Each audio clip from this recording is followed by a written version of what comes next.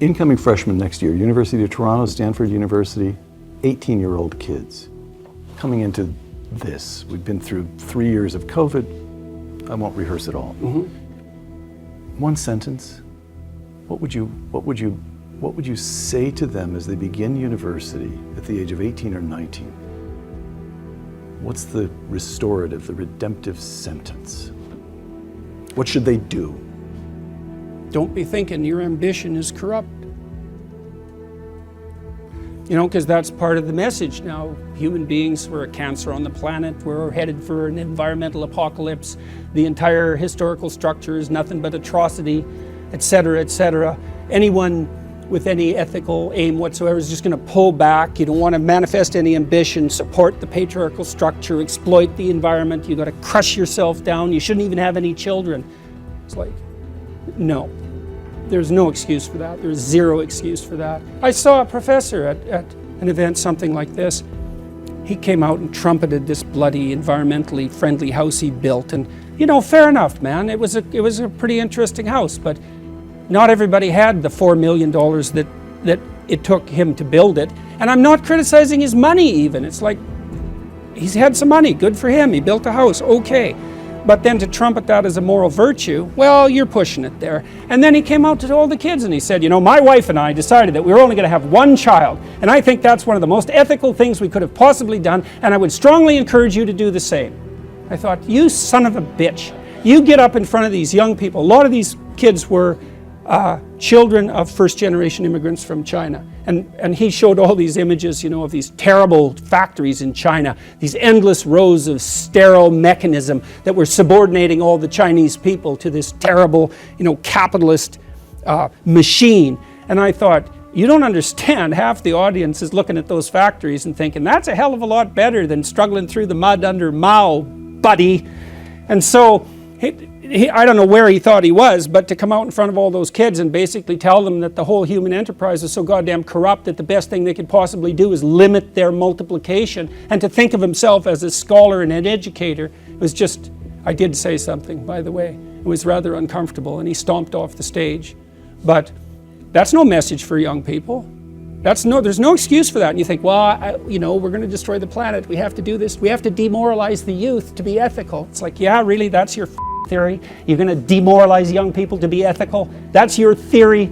It's like, you should go home and think about that for like a year. And I'm passionate about this, you know, because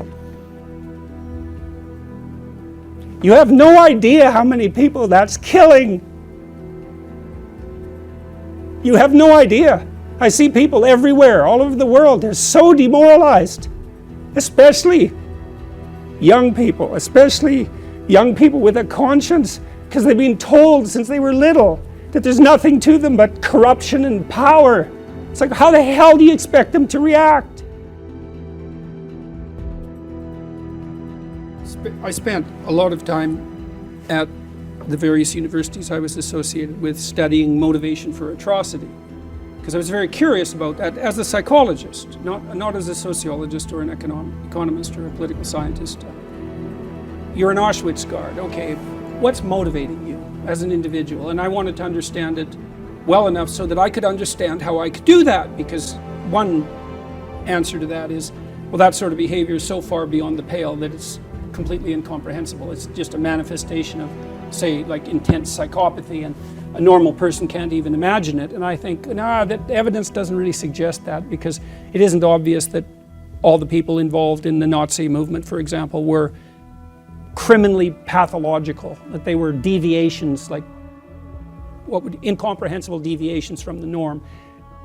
It'd be lovely to think that, and it would make the world a lot simpler, but I think the evidence mostly suggests that no, you can get ordinary people to do that sort of thing, and maybe even to enjoy it. And so that's pretty bloody terrifying.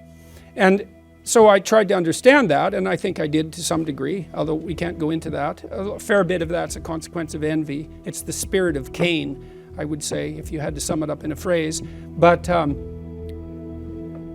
that isn't the issue. The issue is, how do you stop it from happening again? And because that's supposed to be what we're concentrating on, let's say, in the aftermath of the Second World War. Never forget, which should mean something like, how about we don't do this again? And so my question was, well, how do we how do we best go about that, ensuring we don't walk down that road again? And my conclusion was because it was fundamentally an issue of individual psychology, most fundamentally, more than economics, more than sociology, all of that. The cure is individual. People have to act as ethically as they are powerful, or else. And so I've been trying to convince people to do that, I suppose, or to put forward, not to convince them precisely, but to put forward an argument about why that's necessary and why it's on them. It's like, no, this is on you. You got to understand this problem. It's you. You don't get it right, it isn't going to work.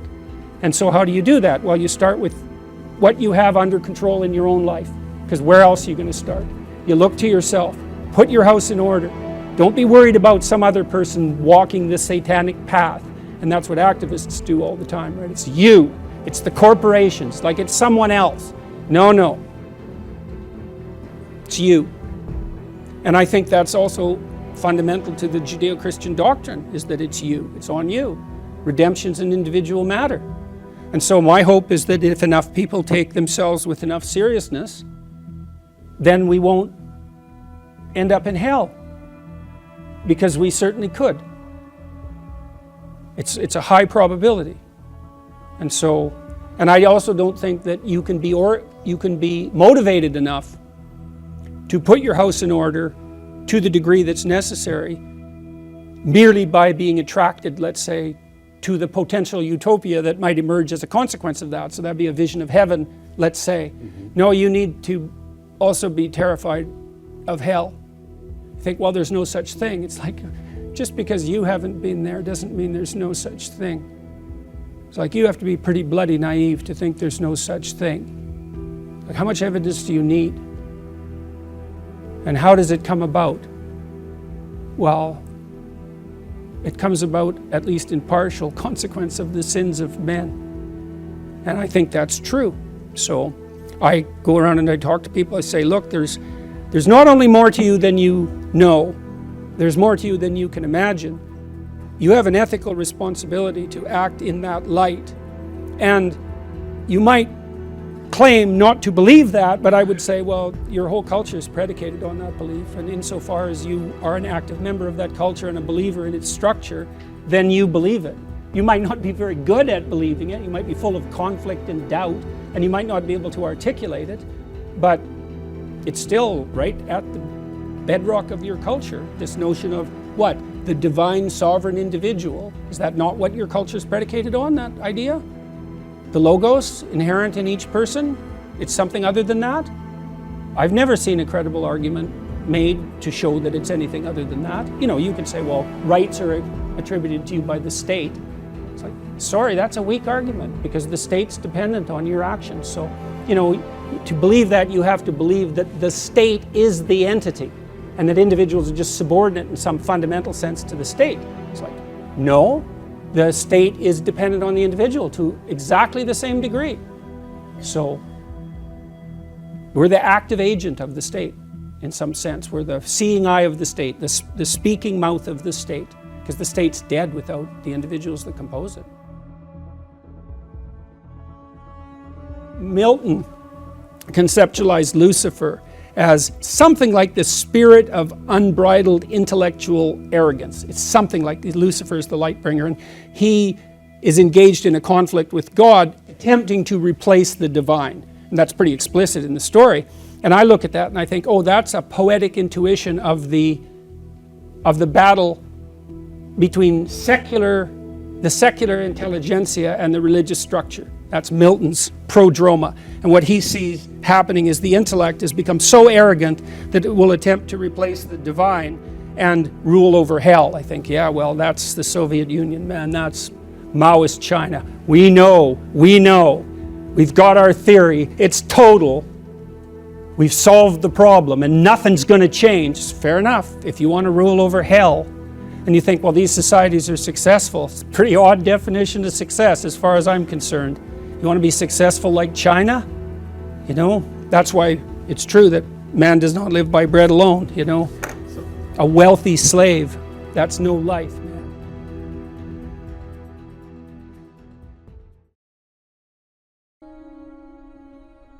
Stop doing the things that you know are wrong that you could stop doing. Right? So it's a fairly limited attempt. First of all, we're not going to say that you know what the good is or what the truth is in any ultimate sense.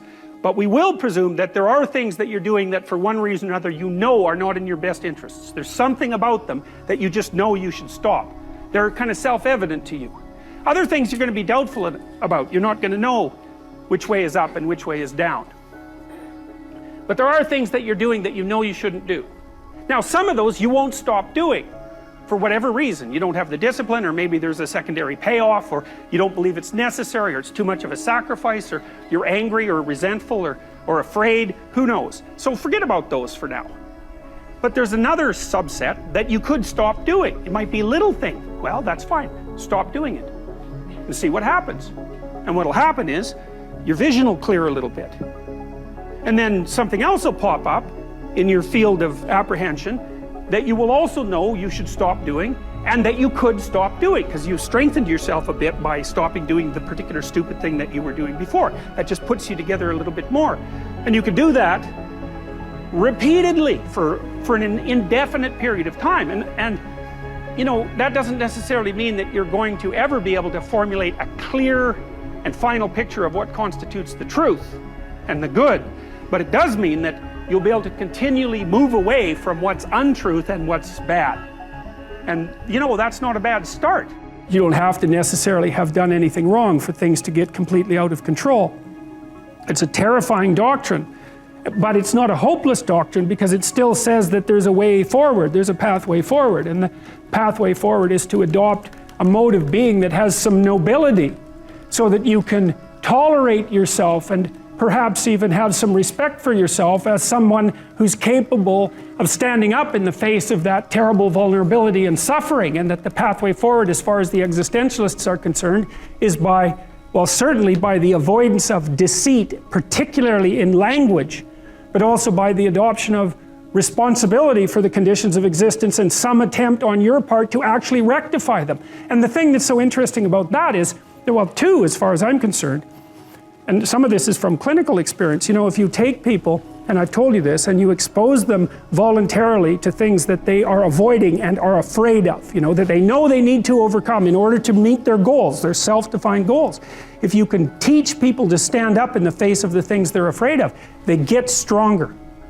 And you don't know what the upper limits to that are, because you might ask yourself, like, if for 10 years, if you didn't avoid doing what you knew you needed to do, by your own definitions, right, within the value structure that you've created, to the degree that you've done that, what would you be like?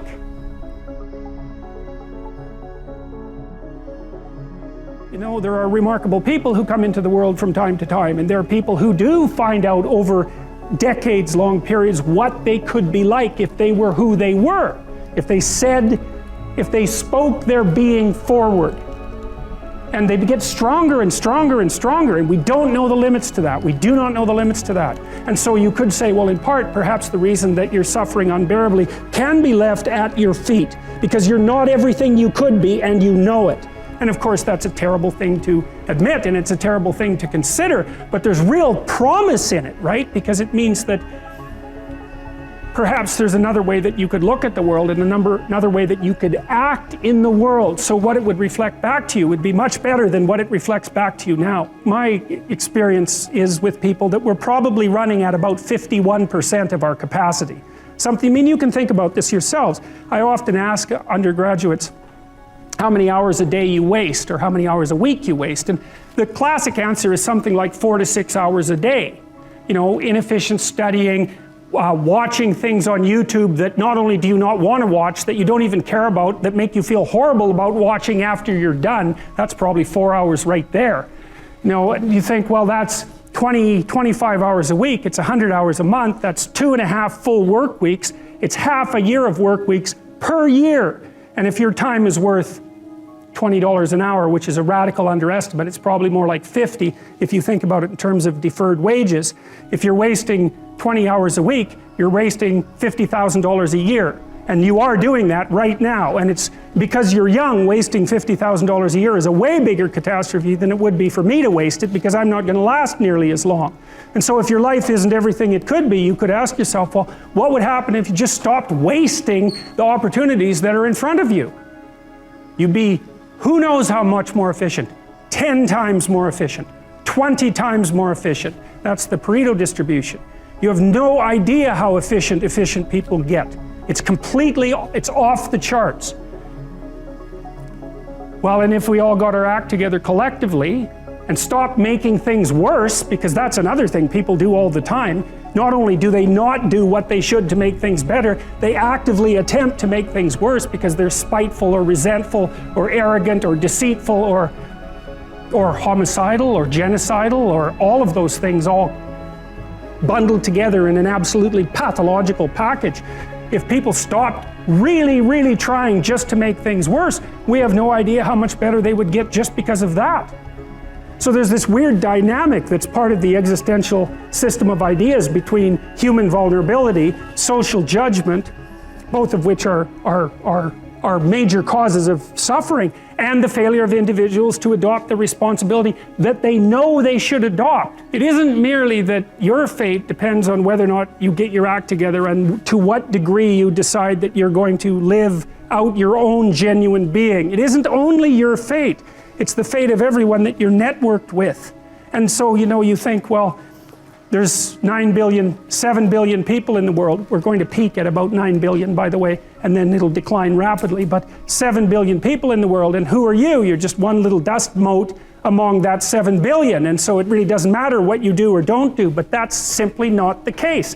It's the wrong model, because you're at the center of a network. You're a node in a network. Of course, that's even more true now that we have social media. You'll know 1,000 people, at least over the course of your life. And they'll know 1,000 people each, and that puts you one person away from 1 million, and 2 persons away from 1 billion. And so that's how you're connected, and the things you do, they're like dropping a stone in a pond. The ripples move outward, and they affect things in ways that you can't fully comprehend, and it means that the things that you do and that you don't do are far more important than you think. And so if you act that way, of course, the terror of realizing that is that it actually starts to matter what you do. And you might say, well, that's better than living a meaningless existence. It's better for it to matter. But I mean, if you really asked yourself, would you be so sure if you had the choice? I can live with no responsibility whatsoever. The price I pay is that nothing matters. Or I can reverse it and everything matters. But I have to take the responsibility that's associated with that. It's not so obvious to me that people would take the meaningful path. When you say, well, nihilists suffer dreadfully because there's no meaning in their life and they still suffer. Yeah, but the advantage is they have no responsibility. So that's the payoff, and I actually think that's the motivation. Say, well, I can't help being nihilistic. All my belief systems have collapsed. It's like, yeah, maybe you've just allowed them to collapse because it's a hell of a lot easier than acting them out. And the price you pay is some meaningless suffering, but you can always whine about that and people will feel sorry for you, and you have the option of taking the pathway of the martyr, so that's a pretty good deal, all things considered, especially when the alternative is to bear your burden properly and to live forthrightly in the world. Well, what Solzhenitsyn figured out, and so many people in the 20th century, it's not just him, even though he's the best example, is that if you live a pathological life, you pathologize your society. And if enough people do that, then it's hell. Really, really. And you can read the Gulag Archipelago if you have the fortitude to do that, and you'll see exactly what hell is like. And then you can decide if that's a place you'd like to visit, or even more importantly, if it's a place you'd like to visit and take all your family and friends. Because that's what happened in the 20th century.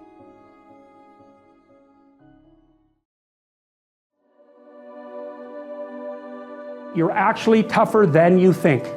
You never knew that. And maybe you didn't want to take on the responsibility because, people play a role in their own demise, so to speak. When you had opportunity to go out and explore or withdraw because you were afraid, you chose to withdraw because you were afraid. So it's not only that you were overprotected often, it's that you were willing to take advantage of the fact that you were overprotected and run back there whenever you had the opportunity. You know, so maybe you're a kid in the playground, right, and you're having some trouble with other kids, and you know in the back of your mind, I should deal with this myself, but you go and tell your mom and get her to intervene. And you know that that's not right. You know that you're breaking the social contract, but it's easier, and so that's what you do. You run off to an authority figure and hide behind the Great Father, right, roughly speaking. Well, the problem with that is you don't learn how to do it yourself. So then you have to relearn it painfully when you're 40. So then you take people out. You say, well, what are you afraid of? Rank it from 1 to 10. So 10 is, we'll make a list of 10 things you're afraid of. The thing you're least afraid of we'll call number 10. So we'll start with that. Okay, well, I'm afraid of elevators. Okay, well, let's look at a picture of an elevator. Let's have you imagine being in an elevator. Let's go out to an elevator and let you watch the terrible jaws of death open, because that's how you're responding to it symbolically, right? And you're going to do that at the closest proximity you can manage. You find out, you go do that, it works. You're nervous as hell, especially from an anticipatory perspective. Shaking. You go out, you stop, you watch it happen, and you actually calm down. You do that 10 times and it no longer bothers you. Well, what you've learned that you didn't die, but more importantly than that, you've learned that you could withstand the threat of death. That's what you've learned.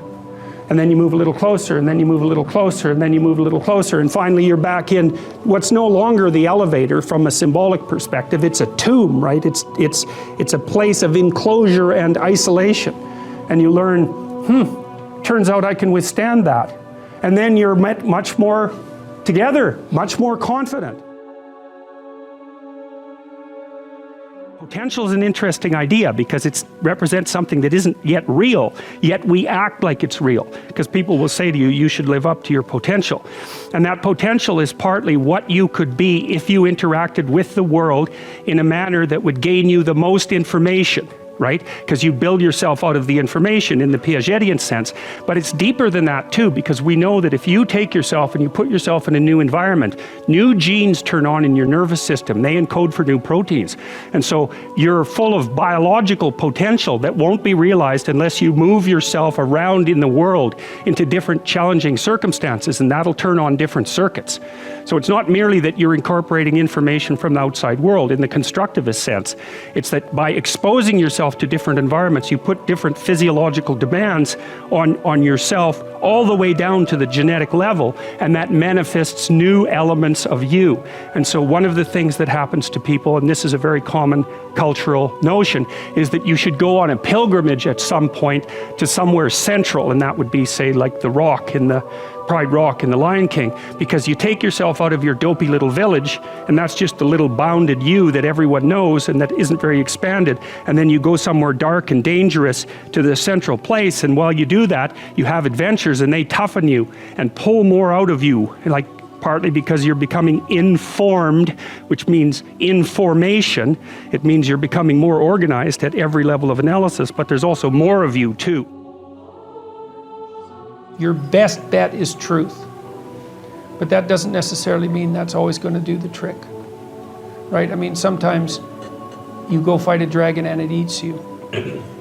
And if you being eaten wasn't a real possibility, it wouldn't be a real fight.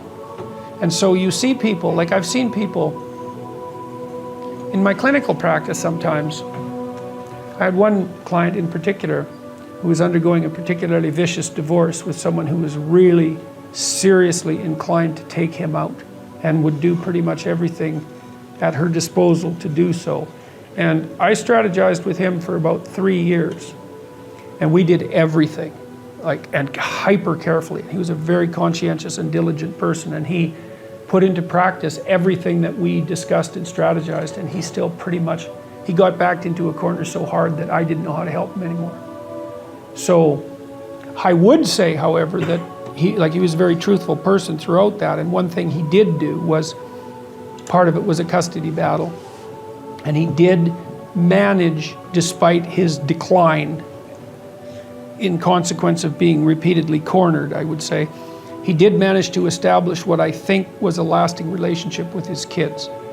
So he might have got enough out of what he did to justify it, even though the whole landscape was pretty awful. I think that not lying is your best bet. But life is hard and people get run over. And it doesn't necessarily mean that you're going to emerge in any obvious sense triumphant. But if you take the alternative path, especially when you're facing severe tribulations, let's say, and you complicate those with deceit, you can be sure that whatever tragedy that you're confronting is going to turn into not only tragedy, but something very much akin to hell.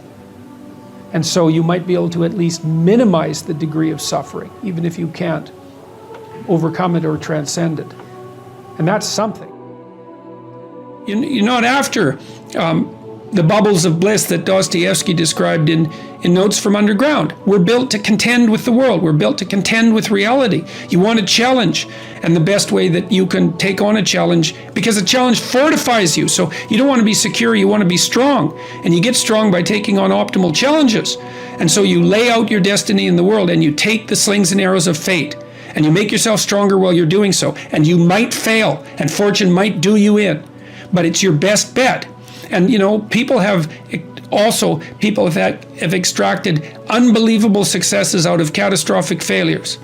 And I'm not saying that in a naive way. I know perfectly well what happens to people. You know, you're doing fine in life and then you get cancer, and then 6 months later you're dead. And all the heroism in the world isn't going to save you at that point. But that's not the point. That's not the point. Life is bounded by mortality. But that doesn't mean that you don't get out there and contend, and you develop by contending, and you minimize the net amount of suffering in the world. And that's something, man. That's something to do. So it beats laying in your basement and getting bitter and then doing the terrible things that bitter people do. So you can't ensure that the meaning you experience is self-determined, but you can play your role to the best of your ability, and that will be good enough. And that will be good enough. That meaning, the meaning that you will find in that, I believe, is sufficient to be sustaining, and perhaps even sustaining through the flood. So it isn't that you can avoid catastrophe, it's that you can prepare yourself to deal with it honorably when it arrives. That's what you've got. I would say for the last 45 years, we've told, psychologists have been certainly to blame for this, at least in part. You're okay the way you are. That's what we tell young people. Oh, you're okay the way you are. It's like, and there's nothing worse than you can tell someone who's young than that, especially if they're miserable, you know, and lots of them, well, if they're miserable and aimless, it's like, oh, I'm miserable and aimless, and sometimes I'm suicidal and I'm nihilistic and I don't have any direction in your life. In my life. It's like, well, you're okay the way you are here. And it's like, they don't want to hear that. They want to hear, look, you know, and you know this, you're useless. You know nothing. You haven't got started. You've got 60 years to put yourself together, and God only knows what you could become. And that message is so much more, it's so funny because it's such an attack, but it's so positive because there's faith there in the potential that makes up the person rather than the miserable actuality that happens to be manifesting itself at the moment. And young people respond extraordinarily well to that because, and you know that if you're a parent and you love your child, your son, your daughter, what you're trying to foster is the best in them. You want that to manifest itself across the course of their life. You want them to become continually more than they are, to see what they could be. And I think that's part of the great message of the West, is that's the ethical requirement of individual being in the proper sense, is to constantly note that you're not what you could be, to take responsibility for that, and to commit yourself, like body and soul, to the attainment of that ideal.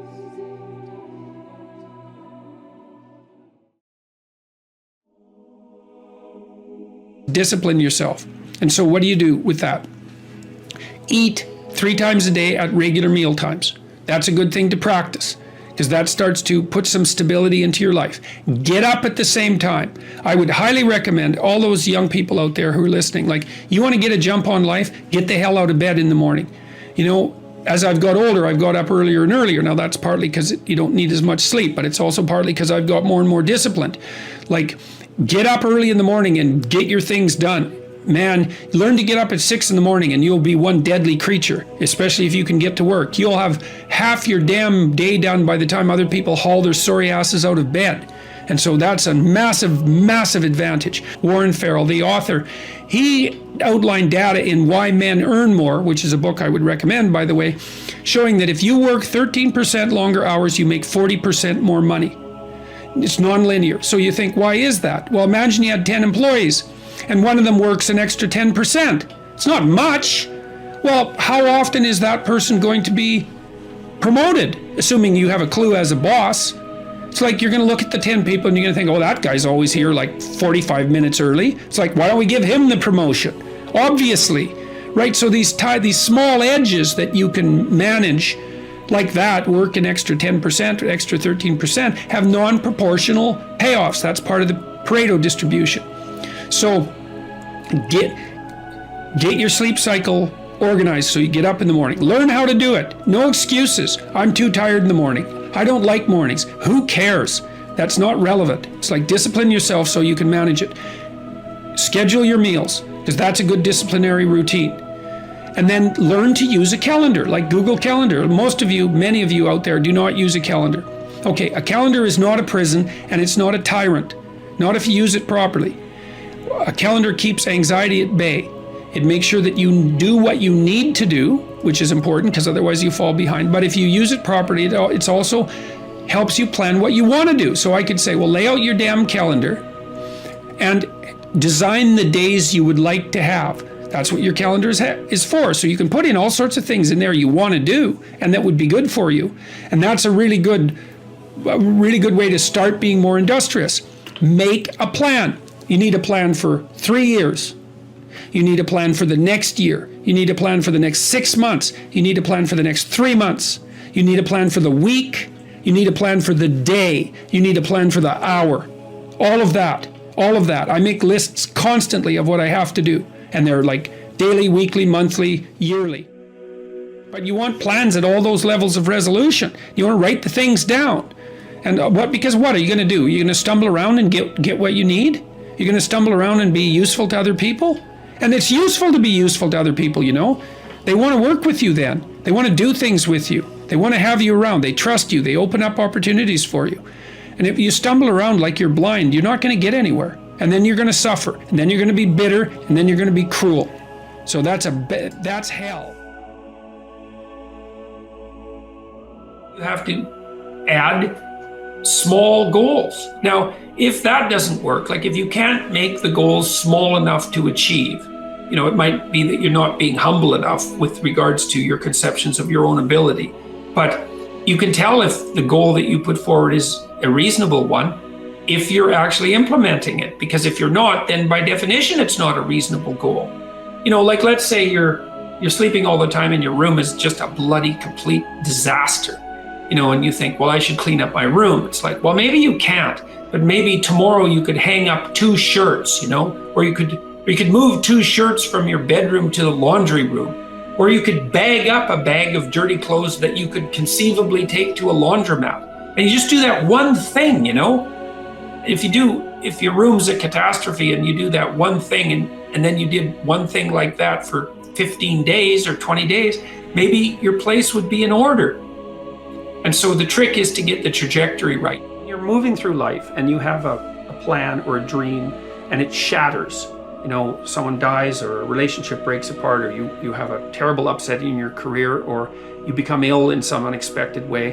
Then everything around you falls apart and you plunge into a chaotic underworld. And then maybe you stay there because it isn't necessarily the case that people get out. You know, people die, people are in despair permanently, but frequently, something tragic and terrible befalls you, and you fall apart, and you learn something profound as a consequence, and you put yourself back together, and when you come back out, you're more than you were when you went in.